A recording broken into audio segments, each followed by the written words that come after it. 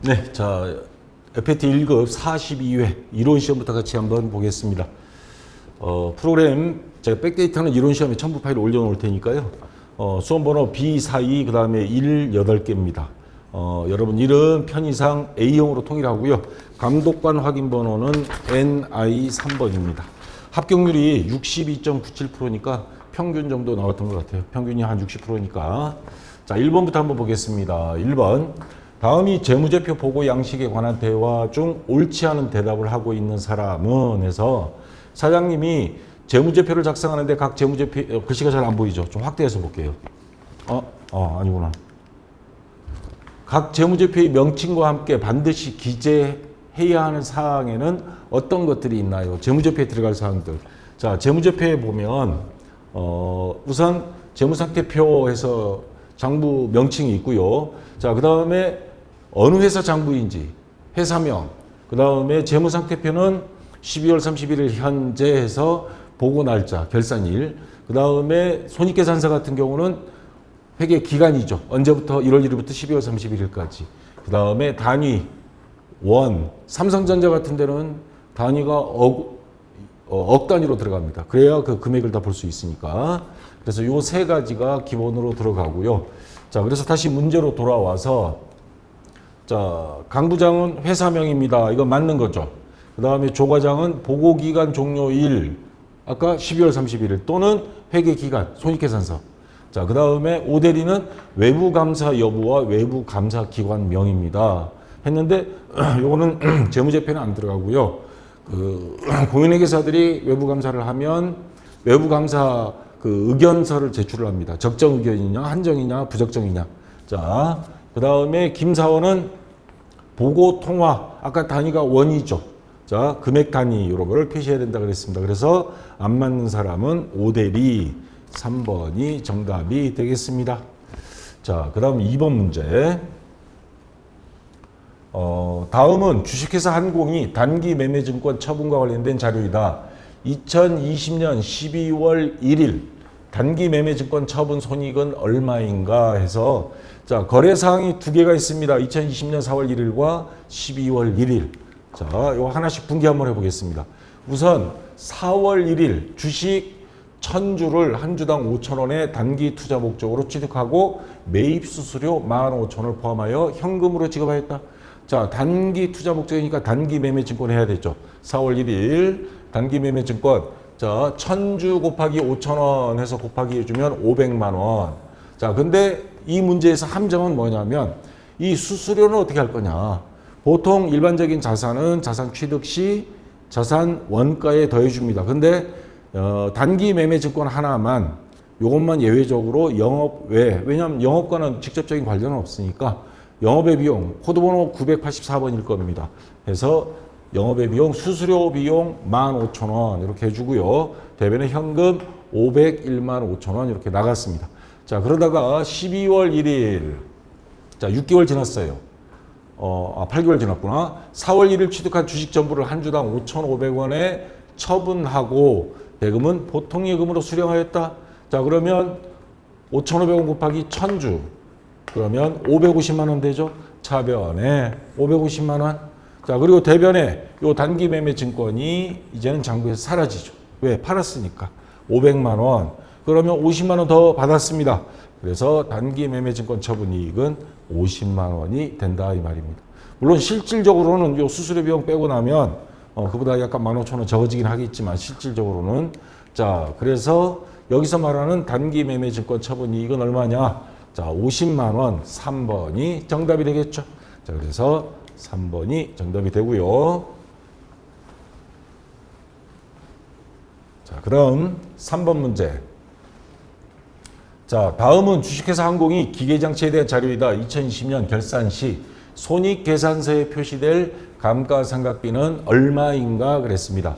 자, 2019년 1월 1일 기계장치를 100만 원에 취득했고요. 내용연수 5년, 근데 정률법입니다. 그리고 정률, 상각률은 45%, 잔존가치 5만 원. 자, 정률법으로 감가상각 공식. 자, 취득원가 마이너스, 감가상각 누계 곱하기 정률이죠. 자, 2019년 1월 1일 샀으니까 12월 31일 결산 시 감가상각비는 취득원가 100만 원. 자, 마이너스 첫 해는 잔존가액이 제로죠. 잔존가액이란다. 감가상각 누계. 자, 감가상각 누계액이 없습니다. 여기다 곱하기 정률 0.45, 45%. 자, 그러면 45만 원이 나오겠죠. 자, 다음 해 2020년 결산 시는 취득원가 100만 원 마이너스 감가상각 누계액, 전년도 감가상각 누계액이 45만 원입니다. 자, 곱하기 다시 정률 0.45. 자, 이렇게 하면 자, 여러분 계산기 두들겨 보시기 바랍니다. 그러면 얼마예요? 예. 24만 7,500원. 7,500원. 그래서 정답은 3번. 왜냐하면 2020년 결산 시 손익계산서에 표시될 감가상각비는 24만 7,500원 이렇게 되겠습니다. 만약에 누계액은 얼마인가? 결산 시에 감가상각한 후에 그러면 45만 원에 24만 7,500원 그때는 더해준 금액이 되겠죠. 자, 그 다음 4번 문제.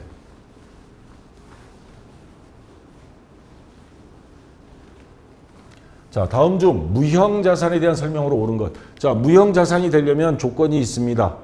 자, 무형자산이란 형태가 없는 비유동자산입니다.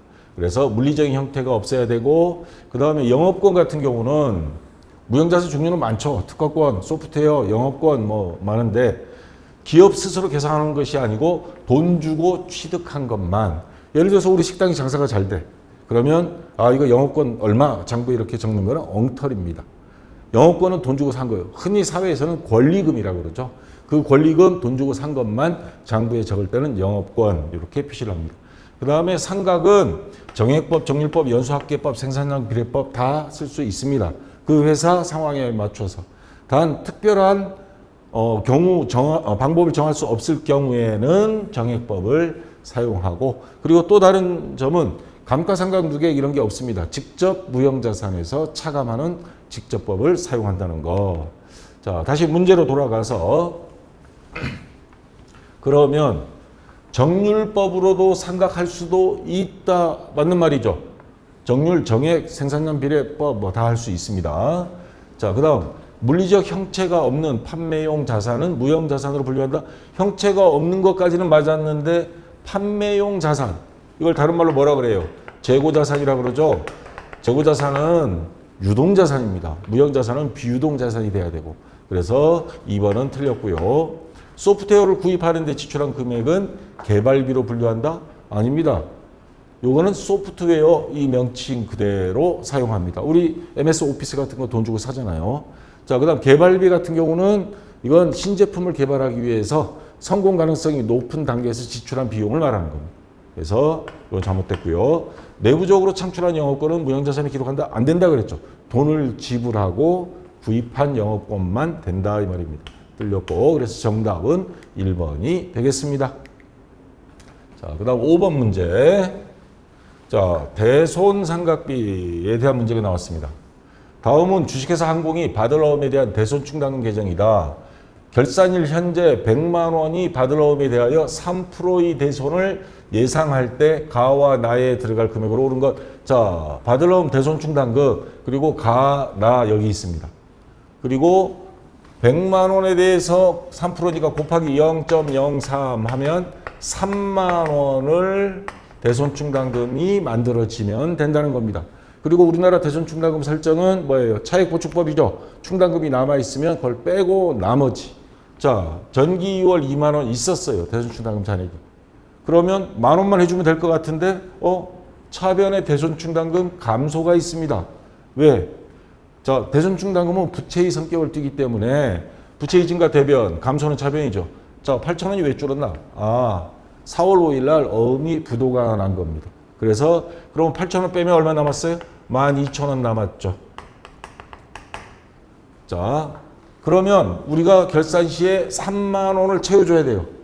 그럼 12,000원 빼면 얼마? 18,000원. 18,000원을 보충법으로 충당해주면 됩니다. 그럼 차변의 대손상각비 18,000원, 대변의 대손충당금 18,000원 되죠. 그래서 대손상각비에는 얼마? 아까 계산한 당해년도 대손상학비는 18,000원이다 이 말입니다. 그러면 두 개 합치면 얼마예요? 38,000원.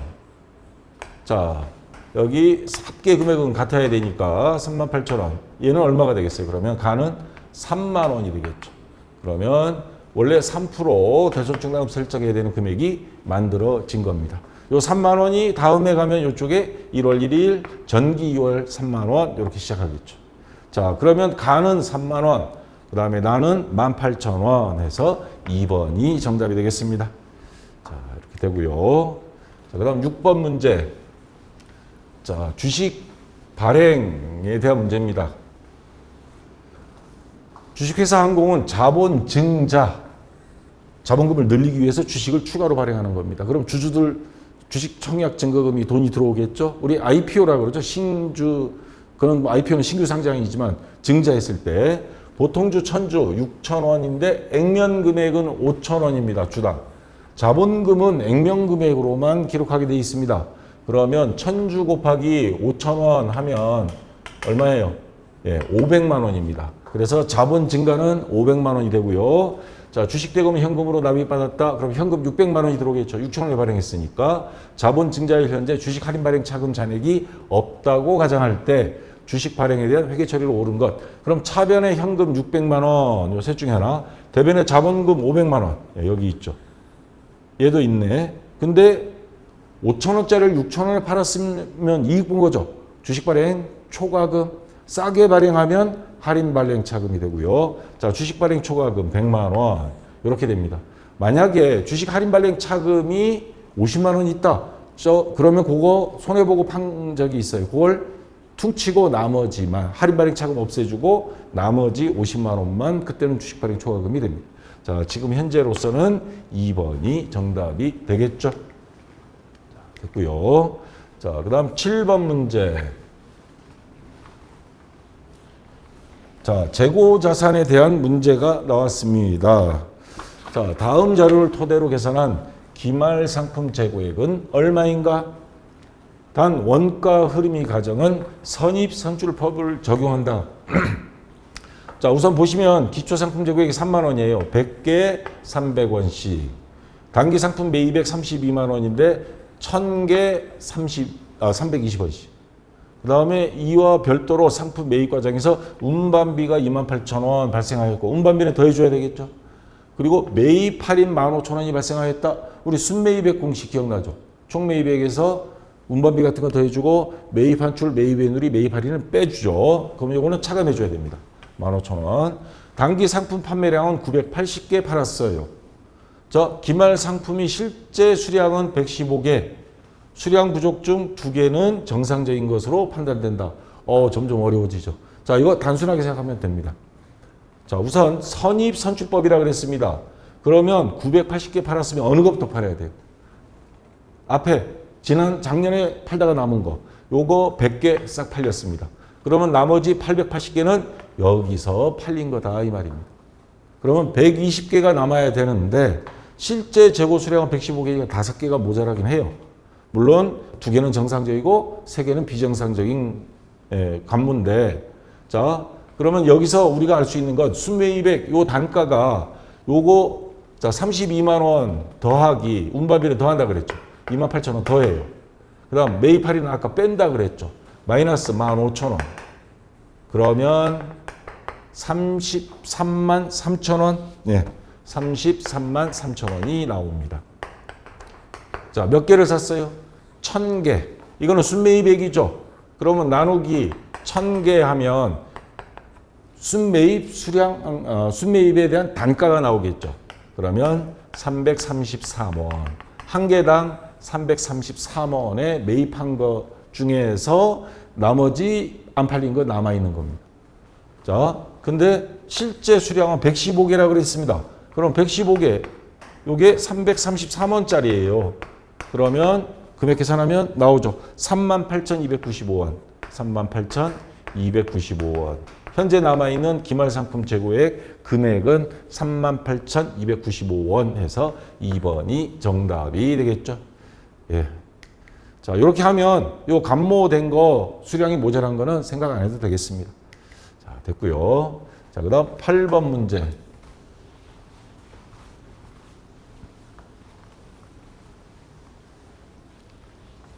자, 주식회사 항공은 2020년 2월 1일에 1년분 임대료 600만 원을 현금으로 수취하고 받고 전액 수익으로 인식하였다.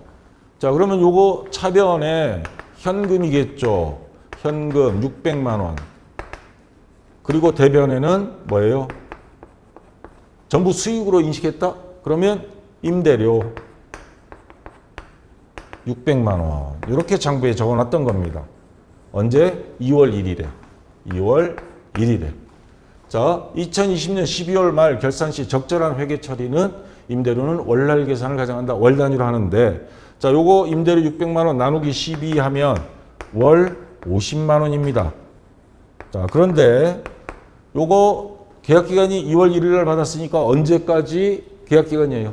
내년 1월 31일. 그러면 내년 1월 한 달치지. 요거는 12월 31일 기준으로 봤을 때 요거는 올해 게 아니다 이 말이야. 한 달치 얼마? 50만 원. 이 50만 원은 내년도 수익으로 잡아줘야 됩니다. 장부는 12월 31일 기준으로 나누니까.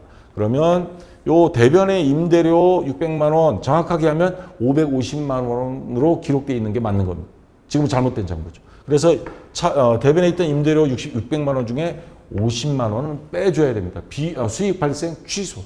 자, 그래서 차변의 임대료 50만 원. 그러면 이거는 돈을 돌려줄 수는 없죠. 자, 장부상으로만 그러면 이거 먼저 받은 거다. 선수금 같이 해서 계약금 받을 때 선수금 그러죠. 이거는 선수 수익, 이 수익은 임대료를 말하는 겁니다.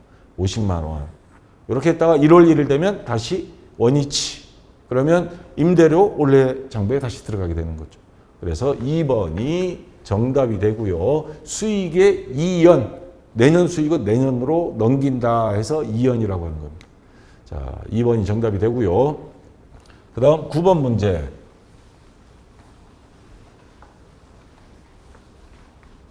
다음 중 손익계산서상 판매비와 관리비에 해당하지 않는 계정 과목은 무엇인가? 자, 감가상각비, 복리후생비, 경상연구개발비 이런 것들은 여러분들 그 계정과목비 조기등록 메뉴 가서 딱 보면 거기 다 나와 있습니다. 근데 기타의 대손상각비, 매출채권이 아닌 미수금이라든가 이러한 것들에 대한 대손상각비는 영업활동과 직접적인 관련이 없는 거니까 자, 요 찾기 메뉴 컨트롤 F 누르면 계정과목 및 적용등록 메뉴에서 컨트롤 F 누르면 나옵니다. 기타의 치고 엔터 쳤더니 기타의 대손상각비 934번 얘는 93100부터 96099까지 해당되는 영업외 비용에 해당이 됩니다. 요 위쪽에 보면 영업외 비용 딱 있어요. 그러니까 판매비 관리비가 아니라는 말이죠. 그래서 4번이 정답이 되고요. 이런 거는 그냥 보너스 문제입니다. 고맙습니다 하고 이렇게 찾기 한번 해보면 됩니다. 자, 그 다음 10번. 이번 출제위원들은 요 수익 비용이 이연 예상 문제를 굉장히 좋아하는 것 같아요.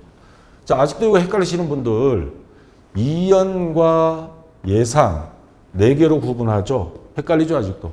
자, 이연이라 하는 거는 이미 돈을 주거나 받은 것들입니다. 근데 요를 내년으로 넘긴다. 돈을 받았다. 그럼 수익을 내년으로 넘기는 거. 대표적인 게 아까 임대료 받은 거. 반대로 우리가 보험료 1년치를 냈다. 보험료는 비용이죠. 근데 이미 냈어요. 근데 장부에는 원래 적으면 안 되는 내년 거는 내년 장부. 자, 이미 수익과 비용과 관련해서 돈을 주고 받은 겁니다. 근데 예상은 돈을 주고 받은 적이 없어요. 줘야 될 거. 아직 미지급. 또 받아야 될 거. 미수. 자, 미수 수익. 그 다음에 미지급 비용. 이러한 것들은 뭐예요? 받거나 주지는 않았지만 장부에는 적어 놓는 거. 예상이라 그럽니다. 자, 그래서 이 문제에서 관련 있는 수익이 이연은 아까 앞에 문제 나왔죠? 임대료 다 1년치를 받았는데 그 중에 보니까 몇 개월치는 내년 거더라. 그럼 내년 장부에 적어야 되겠네 하는 겁니다. 그래서 1년분 임대료 36만 원 받았지만 12월 31일 결산일 기준으로 보니까 올해 거는 5개월치, 내년 거는 7개월치가 된다. 그러면 이 7개월치는 아까처럼 빼주고, 물론 아까 문제하고 금액은 다릅니다. 21만 원 임대료 수익 발생 취소하고 선수 수익 이렇게 적어준다 이 말입니다. 자, 그래서 다음 개정 과목 중 수익이 2연. 그러면 수익 항목을 생각하세요. 대표적인 게 임대료. 그 다음에 비용 항목 하면 우리가 자동차 보험, 화재 보험 이런 거 생각하시면 되고, 그 중에서 관련 있는 개정 과목으로 오른 것. 자, 2연은 돈을 주고받은 거는 이미 끝났다 그랬죠. 뭐 미수 아직 받지 못했다. 미지급 아직 지급하지 못했다. 얘네 둘은 예상에 해당된 거예요. 그래서 아웃. 자, 먼저 지급했다. 먼저 받았다. 그러면 2연은 요 둘 중에 하나인데 수익의 2연이니까 수익이 들어간 거. 임대료. 보험료는 비용이죠. 이건 비용이 2연이 되는 거. 이런 식으로 하면 정리가 되겠죠. 자, 그래서 정답은 1번이 되겠습니다. 됐고요. 자, 그 다음 11번 문제.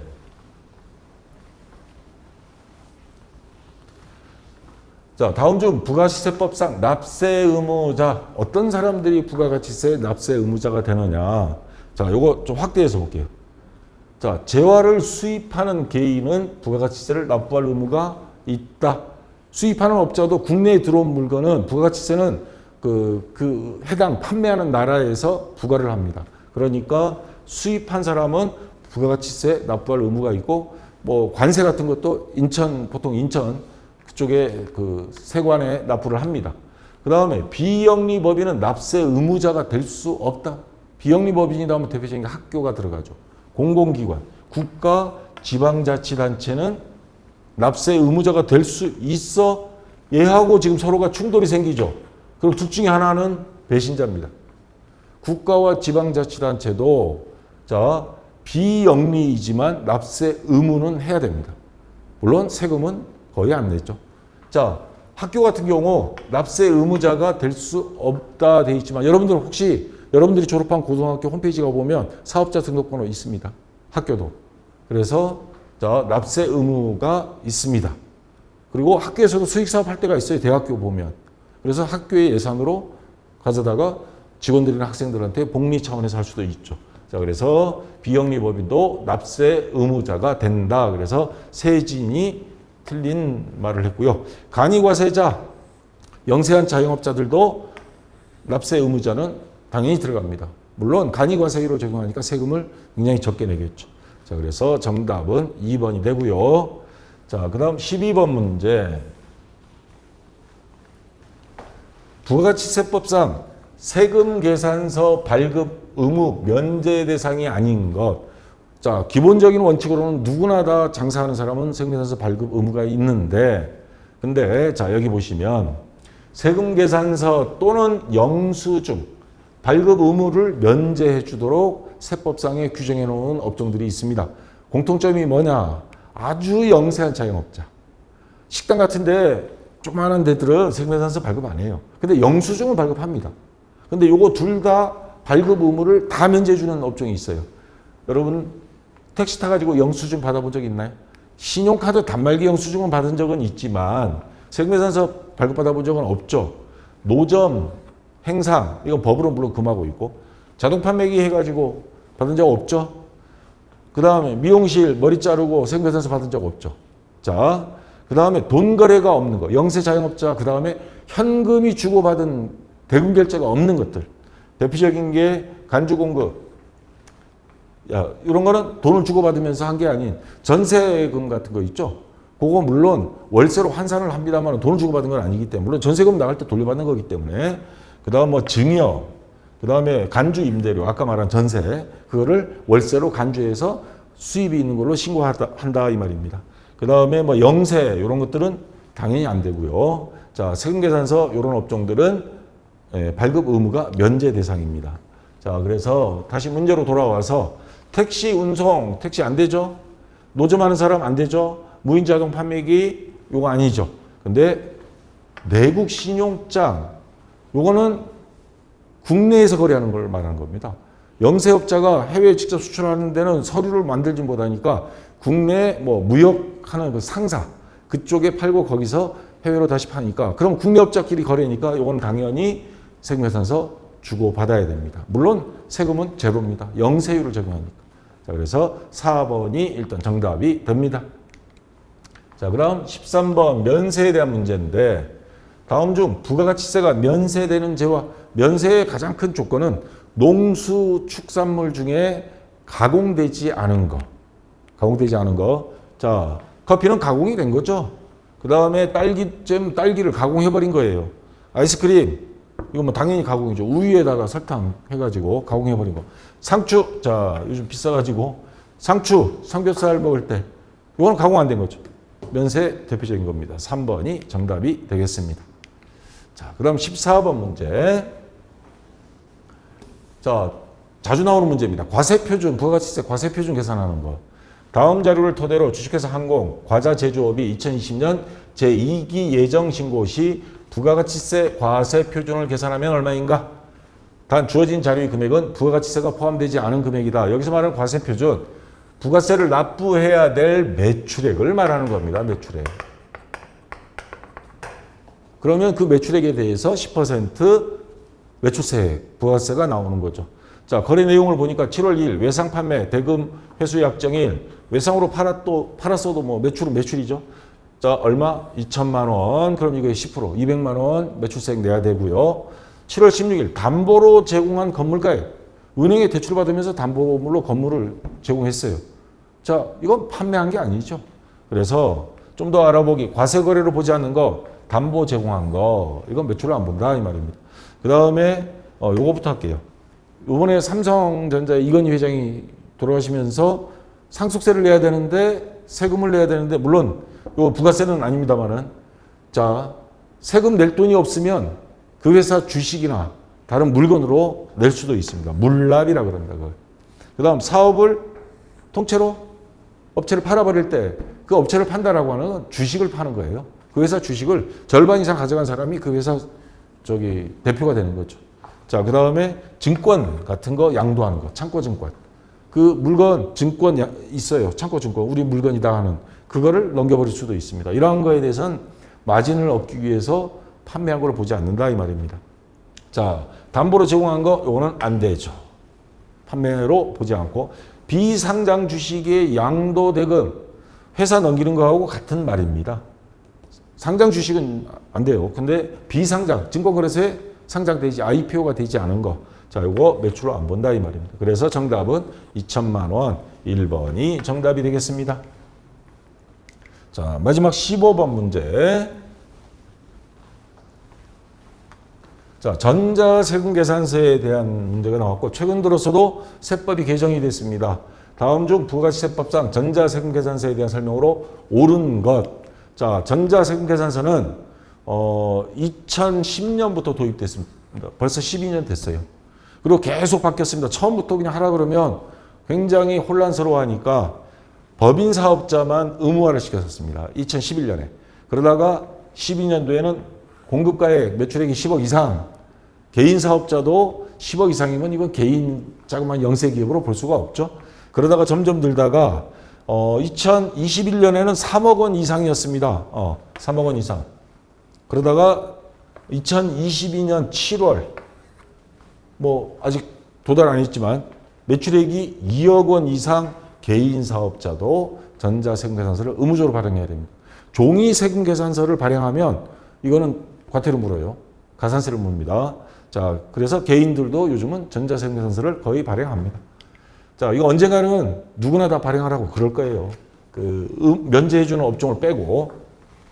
그리고 시험에 종종 나오는 게 전자세금계산서 발급일은 물건을 매출한 날짜로부터 언제까지냐. 자, 3월 달에 물건을 팔았다. 그러면 4월 10일까지. 다음 달 10일까지. 그리고 전송이라는 게 나옵니다. 이게 영세업체들은 전송 따로 없어요. 국세청 홈택스에 전자세금계산서 발행이 있거든요. 그러면 전송할 필요 없습니다. 그럼 뭐 어떤 사람들이 전송하느냐? 요거는 자체 회계 프로그램을 갖고 있는 전자세금계산서 발행 프로그램이 갖고 있는 사람들은 발행을 하고 그리고 국세청에 이걸 보고해야 돼요.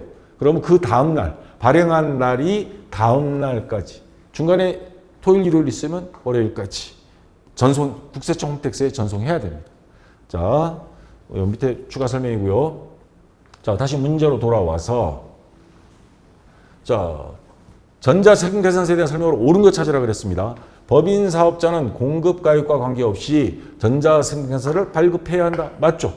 법인 사업자는 무조건이에요. 매출액에 상관없이. 자, 그래서 정답은 이미 나왔고요. 개인 사업자는 전자생계산서 발급 의무가 없다? 아닙니다. 2억. 2022년 7월. 그러니까 8월 시험에서부터는 2억 이상입니다. 그전에는 3억 이상이고요. 자, 발급 의무가 있습니다. 2억 이상일 때는. 그래서 틀렸고요. 전자생계산서 발급일에 속하는 달이 말일까지 전자생계산서 발급 명세를 전송해야 된다. 발급한 날 다음 날 전송해야 됩니다. 근데 발급은 물건을 판매한 다음 달 10일까지만 발급하면 되고 발급한 거는 그 다음 날 전송. 그래서 이거 틀렸고요. 전자생계산서 발급 명세를 전송한 경우에도 5년간 생계산서를 보관해야 한다. 옛날에 종이 생계산서는 그 보관해야 했어요. 세무감사 나오면 다 열어야 되니까. 근데 전자생계산서는 요 불편을 없애기 위해서 이거 보관 안 합니다. 단 하루도 보관할 필요 없습니다. 그래서 이것도 틀렸고요. 그래서 1번이 정답이 되겠습니다. 자, 여기까지 다 됐고요. 혹시나 유튜브, 카페에서 보신 분들은 상관없고 유튜브에서 보신 분들은 질문 같은 거 박쌤 전사령의 네이버 들어오셔서 그리고 여기에 보면 FAT 질문 게시판이 따로 있습니다. 특히 질문 답변이 굉장히 많아서 검색하면 쉽게 자료들 찾을 수 있습니다. 자, 여기까지 하고요. 좀 쉬었다가 다음 시간에 이어서 실무 시험 같이 해보겠습니다. 자, 수고했습니다.